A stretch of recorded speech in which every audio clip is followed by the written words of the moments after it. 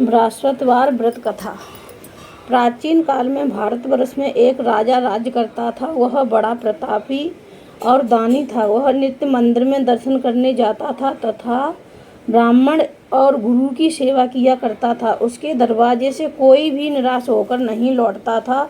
वह प्रत्येक गुरुवार को व्रत एवं पूजन करता था। वह गरीबों की सहायता करता था, परंतु यह सब बातें उसकी रानी को अच्छी नहीं लगती थीं। ना वह व्रत करती और ना किसी को एक पैसा दान में देती थी तथा राजा को भी ऐसा करने से मना किया करती थी। एक समय राजा शिकार खेलने वन को गए हुए थे। घर पर रानी और रानी की दासी थी। उस समय गुरु बृहस्पति देव एक साधु का रूप धारण कर राजा के दरवाजे पर भिक्षा मांगने गए तथा भिक्षा मांगी तो रानी कहने लगी, हे साधु महाराज, मैं इस दान पुण्य से तंग आ गई हूँ। मुझसे तो घर का कार्य समाप्त नहीं होता। इस कार्य के लिए तो मेरे पतिदेव ही बहुत हैं। अब आप ऐसी कृपा करें कि यह सब धन नष्ट हो जाए तथा मैं आराम से रह सकूं। साधु बोले, हे देवी, तुम बड़ी विचित्र हो। संतान और धन से कोई दुखी नहीं होता है, इसको सभी चाहते हैं। पापी भी पुत्र और धन की इच्छा करता है।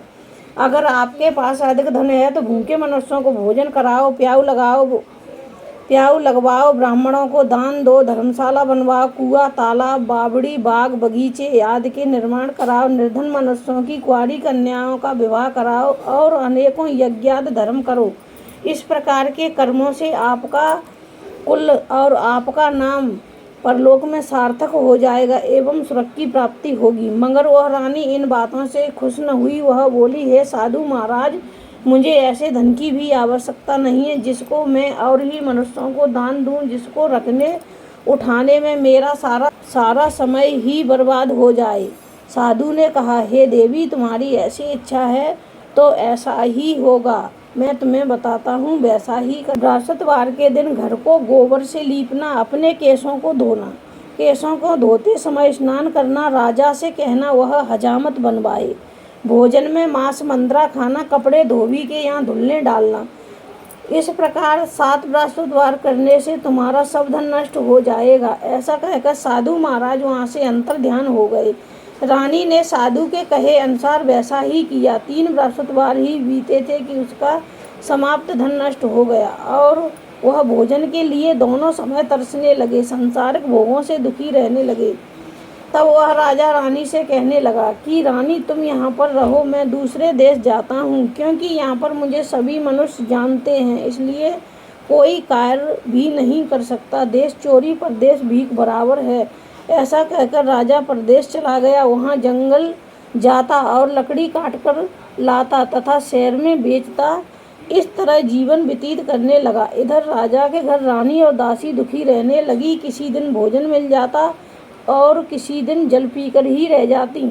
एक समय रानी और दासी को 7 रोज बिना भोजन के व्यतीत हो गए तो रानी ने अपनी दासी से कहा, हे दासी, यहाँ पास ही के नगर में मेरी बहन रहती है। वह बड़ी धनवान है। तू उसके पास जा, वहाँ से 5 सेर बेजर मांग ला। कुछ समय के लिए गुजर हो जाएगी। रानी की आज्ञा मानकर दासी उसकी बहन के पास गई। रानी की बहन उस समय पूजन कर रही थी, क्योंकि उस रोज बृहस्पतिवार था। जब दासी ने रानी की बहन को देखा और उससे बोली, हे रानी, मुझे तुम्हारी बहन ने भेजा है, मेरे लिए 5 सेर बेजर दे दो। इस प्रकार दासी ने अनेक बार कहा, परंतु रानी ने कुछ उत्तर नहीं दिया, क्योंकि वह उस समय बृहस्पतिवार की कथा सुन रही थी। इस प्रकार जब दासी को किसी प्रकार का उत्तर नहीं मिला तो वह दुखी हुई एवं क्रोध भी आया, परंतु वह बिना कुछ कहे लौटकर अपनी रानी के पास आकर बोली, हे रानी, तुम्हारी बहन तो बहुत ही घमंडी है। वह छोटे लोगों से बात भी नहीं करती, इसलिए उसने मेरी बात का कोई उत्तर नहीं दिया। मैं वापस चली आई। रानी बोली, हे दासी, इसमें उसका कोई दोष नहीं है। जब बुरे दिन आते हैं तब कोई सहारा नहीं देता है। अच्छे बुरे का आपत्ति काल में ही पता लगता है। अब जो ईश्वर की इच्छा होगी वही होगा। यह हमारे भाग्य का दोष है। इधर उस रानी ने देखा कि मेरी बहन की दासी आई थी, परंतु मैं उससे नहीं बोली। यह सोच कथा को सुन और विष्णु भगवान का पूजन समाप्त कर वह रानी बहन के घर गई और अपनी बहन से कहने लगी, हे बहन, मैं बृहस्पतिवार का व्रत कर रही थी, तुम्हारी दासी गई, परंतु जब तक कथा होती है तब तक ना उठते हैं और ना बोलते हैं, इसलिए मैं नहीं बोली। कहो दासी क्यों गई थी? रानी बोली, बहन हमारे अनाज नहीं था। वैसे तुमसे कोई बात छिपी नहीं है, इस कारण मैंने दासी को तुम्हारे पास 5 सेर बेज लाने के लिए भेजा था। रानी बोली, बहन बृहस्पति भगवान सबकी मनोकामना पूर्ण करते हैं, देखो शायद तुम्हारे घर में अनाज रखा हो। इस प्रकार के वचन जब रानी ने सुने तो घर के अंदर गई, वहां उसे एक घड़ा बेजर का भरा मिल गया। तब रानी और दासी बहुत खुशी हुई और दासी कहने लगी, हे रानी देखो, वैसे हमको जब भोजन नहीं मिलता तो हम रोज ही व्रत करते हैं, अगर इनसे बृहस्पतिवार के व्रत की विधि और कथा पूछ ली जाए तो इसे हम भी किया करेंगे। तब उस रानी ने अपनी बहन से पूछा कि बहन, बृहस्पतिवार के व्रत की कथा कैसे है तथा यह व्रत कैसे करना चाहिए? रानी की बहन ने कहा, बृहस्पतिवार के व्रत में चने की दाल, मुनक्का से विष्णु भगवान का, केले की जड़ का पूजन करे तथा दीपक जलावे, पीला भोजन करे तथा कहानी सुने। इससे बृहस्पति भगवान प्रसन्न होकर अन्न पुत्र वह धन देते हैं। इस प्रकार रानी और दासी दोनों ने निश्चय किया कि बृहस्पति भगवान का पूजन जरूर करेंगे। 7 दिन बाद जब बृहस्पतिवार आया तो उन्होंने व्रत रखा। घुड़सवार में जाकर चना गुड़ बील लाई तथा उसकी दाल से केले की जड़ का तथा विष्णु भगवान का पूजन किया। अब भोजन पीला कहाँ से आए? बेचारी बड़ी दुखी हुई, परंतु उन्होंने व्रत किया था, इस कारण गुरु भगवान प्रसन्न थे। 2 थालों में सुंदर पीला भोजन लेकर आए और दासी को देखकर बोले, हे दासी, तुम्हारे और रानी के लिए तुम दोनों खा लेना। दासी भोजन पाकर बड़ी प्रसन्न हुई और रानी से बोली, चलो रानी जी भोजन कर लो। रानी को इस विषय में कुछ पता नहीं था, इसलिए वह दासी से बोली, तू ही भोजन कर, क्योंकि तू हमारी व्रत में हंसी उड़ाती है।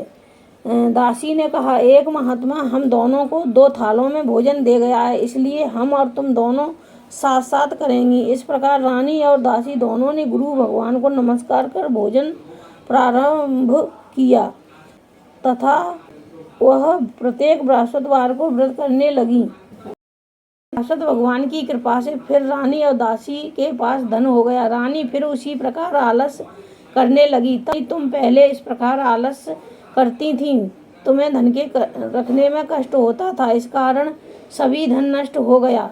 अब गुरु भगवान की कृपा से धन मिला है तो फिर तुम्हें आलस्य होता है। बड़ी मुसीबतों के बाद हमने यह धन पाया है, इसलिए हमें दान पुण्य करना चाहिए। भूखे मनुष्यों को भोजन कराओ, प्याऊ लगवाओ, ब्राह्मणों को दान दो, कुआं तालाब बावड़ी आदि का निर्माण कराओ, मंदिर पाठशाला बनवाकर दान दो, कुंवारी कन्याओं का विवाह करवाओ, धन को शुभ कर्मों में खर्च करो, जिससे तुम्हारे कुल का यश बढ़े तथा स्वर्ग की प्राप्ति हो। तब रानी ने इसी प्रकार कार्यक्रम करने प्रारंभ किए तो उनका यश फैलने लगा। एक दिन रानी और दासी विचार करने लगी, न जाने राजा किस प्रकार से होंगे, उनकी कोई खबर नहीं। तब गुरु भगवान से उन्होंने प्रार्थना की। भगवान ने रात्रि में राजा को सपने में कहा, हे राजा उठ, तेरी रानी तुझको याद करती है, अपने देश को जाओ। राजा प्रातःकाल उठा और विचार करने लगा कि स्त्री जात खाने और पहनने की संगिनी होती है, परंतु भगवान की आज्ञा मानकर वह अपने नगर के लिए चलने को तैयार हुआ। इससे पूर्वक जब राजा परदेश चला गया तो परदेश में दुखी रहने लगा। प्रतिदिन जंगल से लकड़ी बीन कर लाता और उन्हें शहर में बेचकर अपने दुखी जीवन को बड़ी कठिनता से व्यतीत करता था। एक दिन राजा दुखी होकर अपनी पुरानी बातों को याद करके रोने लगा। तब उस जंगल में से साधु का रूप धारण कर आ गए और राजा के पास आकर बोले, हे लकड़हारे, तुम इस सुनसान जंगल में किस चिंता में बैठे हो, मुझको बतलाओ। यह सुन राजा के नेत्रों में जल भर आया और साधु को वंदना कर बोला, हे प्रभु, आप सब कुछ जानने वाले हो। इतना कहकर साधु को अपनी संपूर्ण कहानी बतला दी। साधु रूपी भगवान बोले, हे राजा, तुम्हारी स्त्री ने बृहस्पति देव का अपमान किया था, इस कारण तुम्हारी यह दशा हुई। अब तुम किसी प्रकार की चिंता मत करो, भगवान तुम्हें पहले से अधिक धनवान करेगा।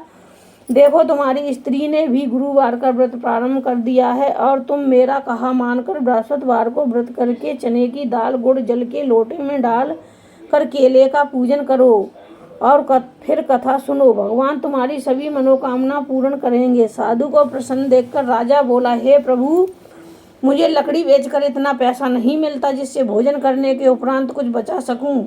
मैंने रात्रि में अपनी रानी को व्याकुल देखा है। मेरे पास कुछ भी नहीं जिससे मैं उसकी खबर मंगा सकूं।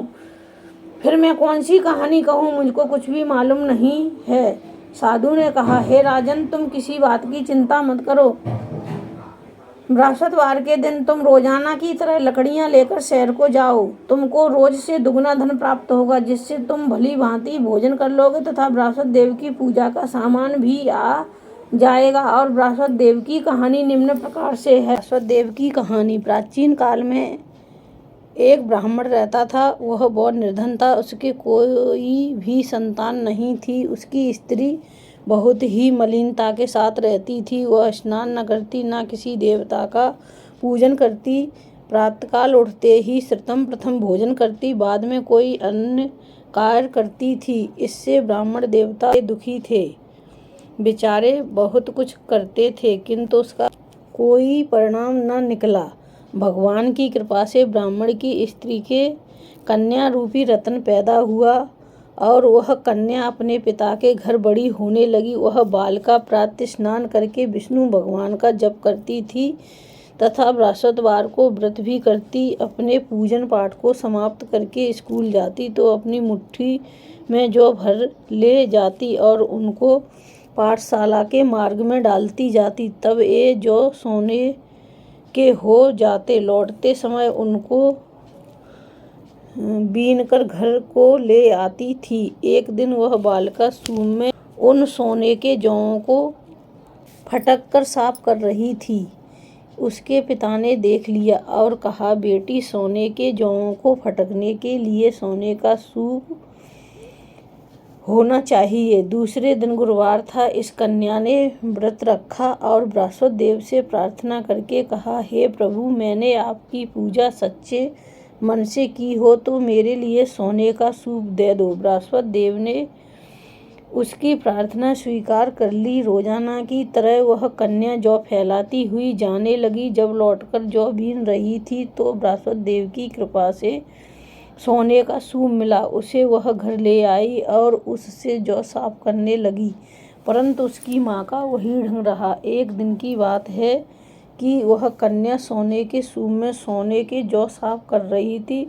उस समय उस शहर के राजा का पुत्र वहां होकर निकला। इस कन्या के रूप और कार्य को देखकर मोहित हो गया तथा अपने घर आकर भोजन जल त्याग कर उदास ही लेट गया। राजा को जब इस बात का पता लगा तो अपने मंत्रियों के साथ उसके पास गए और बोले, हे बेटा, तुम्हें किस बात का कष्ट है? किसी ने अपमान किया है अथवा कोई कारण हो सो कहो, मैं वही कार्य करूँगा जिससे तुम्हें प्रसन्नता हो।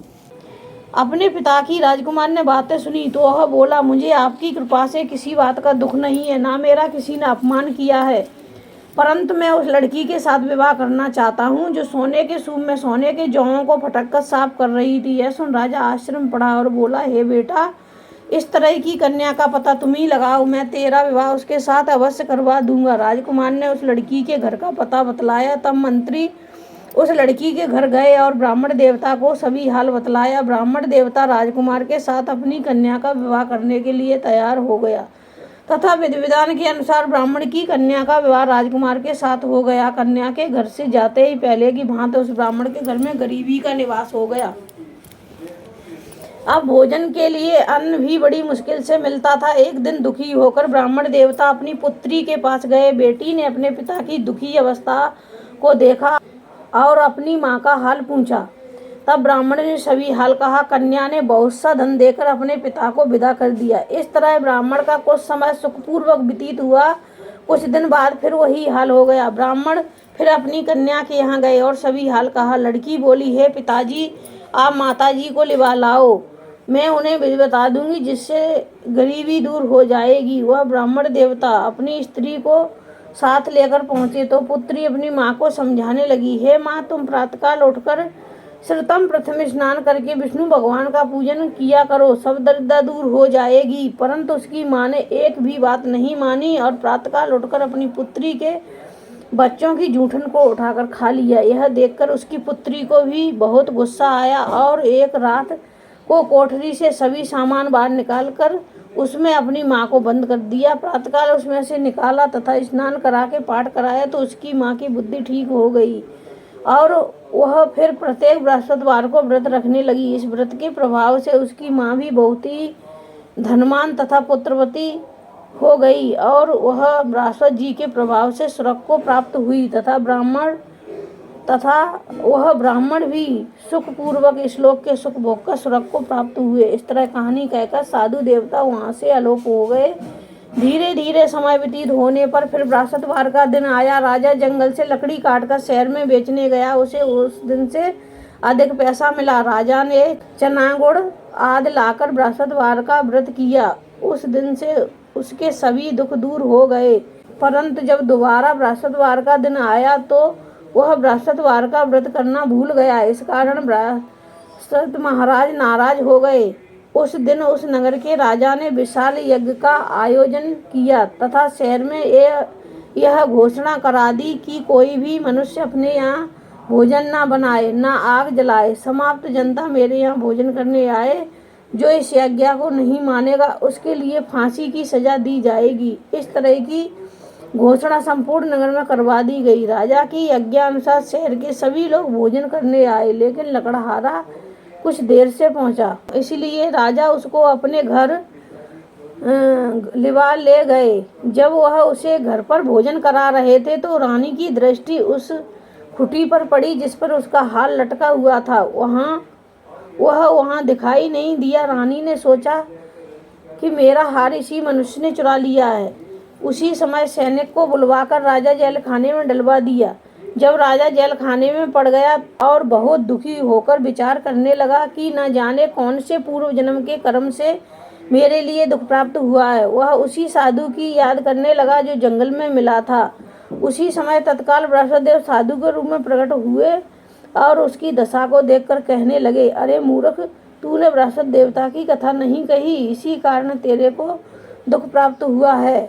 अब चिंता मत कर। बृहस्पतिवार के दिन जेल खाने के दरवाजे पर रुपए पड़े मिलेंगे, उनसे तुम बृहस्पति देव का पूजन कर सभी कष्ट दूर हो जाएंगे। बृहस्पतिवार के रोज उसे रुपए पड़े मिले। राजा ने कथा कही। उसी रात्रि को बृहस्पति देव ने उस नगर के राजा को सपने में कहा, हे राजा, तुमने जिस आदमी को जेल खाने में बंद कर दिया है वह निर्दोष है, वह राजा है, उसे छोड़ देना। रानी का हार उसी कुटी पर लटका हुआ है। अगर तू ऐसा नहीं करेगा तो मैं तेरे राज्य को नष्ट कर दूंगा। इस तरह रात्रि के सपन को देखकर राजा प्रातःकाल उठा और खुटी पर हार देखकर लकड़हारे को बुलाकर क्षमा मांगी तथा राजा के योग्य सुंदर वस्त्र भूषण देकर उसे विदा कर दिया। साधु की आज्ञा अनुसार राजा अपने नगर के लिए चल दिया। राजा नगर के निकट पहुंचा तो उसे बड़ा ही आश्चर्य हुआ। नगर में पहले से अधिक बाग, तालाब, कुएं तथा बहुत सी धर्मशाला, मंदिर याद बन गए हैं। राजा ने पूछा कि यह किसका बाग और धर्मशाला है। तब नगर के सब लोग कहने लगे, यह सदी के हैं। राजा को गुस्सा भी आया। जब रानी ने यह खबर सुनी कि राजा आ रहे हैं तो उसने दासी से कहा कि हे दासी, देख, राजा हमको कितनी बुरी हालत में छोड़ गए थे। वह हमारी ऐसी हालत देखकर लौट न जाएं, इसलिए तू दरवाजे पर खड़ी हो जा। रानी की आज्ञा अनुसार दासी दरवाजे पर खड़ी हो गई। राजा आए तो उन्हें अपने साथ लिवा लाई। तब राजा ने क्रोध करके अपनी तलवार निकाली और पूछने लगे, यह बताओ कि यह धन तुम्हें कैसे प्राप्त हुआ है। तब उन्होंने कहा, हमें यह सब धन बृहस्पति देव के व्रत के प्रभाव से प्राप्त हुआ है। राजा ने निश्चय किया कि 7 रोज बाद सभी बृहस्पति देव का पूजन करते हैं, परंतु मैं रोजाना दिन में 3 बार कहानी कहा करूंगी, रोज व्रत किया करूंगी। अब हर समय राजा के दुपट्टे में चने की दाल बंधी रहती तथा वह दिन में 3 बार कहानी कहता। एक रोज राजा ने विचार किया, चलो अपनी बहन के यहाँ हो आए। निश्चय कर राजा घोड़े पर सवार हो अपनी बहन के यहाँ निकला। मार्ग में उसने देखा कि कुछ आदमी मुर्दे को लिए जा रहे हैं। उन्हें रोककर राजा कहने लगा, अरे भाइयों, मेरी बृहस्पतिवार की कहानी सुन लो। वे बोले, हमारा आदमी मर गया है, इसको अपनी कथा की पड़ी है। परंतु कुछ आदमी बोले, अच्छा कहो, हम तुम्हारी कथा भी सुनेंगे। राजा ने दाल निकाली और कथा कहने लगा। जब कथा आधी हुई तो मुर्दा हिलने लगा। जब कथा समाप्त हो गई तो राम राम कहकर खड़ा हो गया। आगे मार्ग में उसे एक किसान खेत में हल चलाता मिला। राजा ने उसे देखा और उससे बोला, अरे भैया, तुम मेरी बृहस्पतिवार की कथा सुन लो। किसान बोला, जब तक मैं तेरी कथा सुनूंगा तब तक चारा रैया जोत न लूंगा। जा अपनी कथा किसी और को सुनाना। इस तरह राजा आगे चलने लगा। राजा के हटते ही बैल पछाड़ खाकर गिर गए तथा किसान के पेट में बहुत जोर से दर्द होने लगा। उस समय उसकी माँ रोटी लेकर आई। उसने जब ये देखा तो अपने पुत्र से सब हाल पूछा। बेटे ने सभी हाल कह दिया तो बुढ़िया दौड़ी दौड़ी उस घुड़सवार के पास पहुंची और उससे बोली, मैं तेरी कथा सुनूंगी, तू अपनी कथा मेरे खेत पर चलकर कहना। राजा ने बुढ़िया के खेत पर जाकर कथा कही, जिससे सुनते ही बैल खड़े हुए तथा किसान के पेट का दर्द बंद हो गया। राजा अपनी बहन के घर कुशल पूर्वक पहुंच गया। बहन ने भाई की खूब मेहमानी की। दूसरे रोज राजा प्रातःकाल जागा तो देखने लगा सब लोग भोजन कर रहे हैं। राजा ने अपनी बहन से कहा कि ऐसा कोई मनुष्य है जिसने भोजन नहीं किया हो, वह मेरी बृहस्पतिवार की कथा सुन ले। बहन बोली, हे भैया, यह देश ऐसा ही है, पहले यहाँ भोजन करते हैं, बाद में अन्य काम करते हैं। अगर कोई पड़ोस में हो तो मैं देख आऊँ। ऐसे कहकर वो चली गई, परंतु उसे कोई भी व्यक्ति ऐसा नहीं मिला जिसने भोजन ना किया हो। अंत वह एक कुम्हार के घर गई जिसका लड़का बीमार था। उसे मालूम हुआ कि उनके यहाँ 3 रोज से किसी ने भोजन नहीं किया है। रानी ने अपनी भाई की कथा सुनने के लिए कुम्हार से कहा। वह कथा सुनने को तैयार हो गया। राजा ने जाकर बृहस्पतिवार की कथा कही, जिससे सुनकर उसका लड़का ठीक हो गया। अब तो राजा की प्रशंसा होने लगी। एक रोज राजा ने अपनी बहन से कहा, हे बहन, हम अपने घर जाएंगे, तुम भी तैयार हो जाओ। राजा की बहन ने अपनी सास से पूछा। सास बोली, हाँ चली जा, परंतु अपने लड़कों को मत ले जाना, क्योंकि तेरे भाई के कोई औलाद नहीं होती है। बहन ने भैया से कहा, हे भैया, मैं तो चलूंगी मगर कोई बालक नहीं चलेगा। तब राजा बोला, जब बालक नहीं चलेगा तब तुम ही क्या करोगी। बड़े दुखी मन से राजा अपने नगर के लिए लौट आया। राजा ने अपनी रानी से कहा, हम निर्वंशी राजा हैं, हमारा मुख देखने का धर्म नहीं है और इसी उदासी के कारण कुछ भोजन भी नहीं किया। रानी बोली, हे स्वामी, हे बृहस्पति देव, हमें औलाद अवश्य देंगे। उसी रात को बृहस्पति देव ने राजा से सपने में कहा, हे राजा, उठ, सोच को त्याग दे, तेरी रानी गर्भ से है, 9वें महीने में उसके गर्भ से एक सुंदर पुत्र पैदा होगा। तब राजा बोला, हे रानी, स्त्री बिना भोजन के रह सकती है, बात कहे बिना नहीं रह सकती। जब मेरी बहन आए तो उससे कुछ मत कहना। जब राजा की बहन ने यह समाचार सुना तो बहुत खुश हुई तथा बधाई लेकर अपने भाई के यहाँ आई। तभी रानी ने कहा, घोड़ा चढ़ तो नहीं आई, गधा चढ़ी आई। राजा की बहन बोली, भाभी, मैं इस प्रकार न कहती तो तुम्हें संतान कैसे मिलती। बृहस्पति देव ऐसे ही हैं, जैसी जिसके मन में कामना है वैसी सभी को पूर्ण करते हैं। जो श्रद्धा भावना पूर्वक कथा पढ़ता है एवं सुनता है और दूसरों को सुनाता है, बृहस्पति देव उसकी सभी मनोकामनाएं पूर्ण करते हैं तथा उनकी सदैव रक्षा करते हैं। संसार में जो मनुष्य श्रद्धा भावना से गुरु भगवान का पूजन व्रत सच्चे हृदय से करते हैं तो उनकी सभी मनोकामनाएं पूर्ण होती हैं। जैसे सच्ची भावना से रानी और राजा ने उनकी कथा का गुणगान किया तो उनकी सभी इच्छाएं बृहस्पति देव जी ने पूर्ण की। इसलिए सबको कथा सुनने के बाद प्रसाद लेकर जाना चाहिए। हृदय से उनका नमन करते हुए जयकारा बोलना चाहिए। बोलो बृहस्पति देव की जय, बोलो विष्णु भगवान की।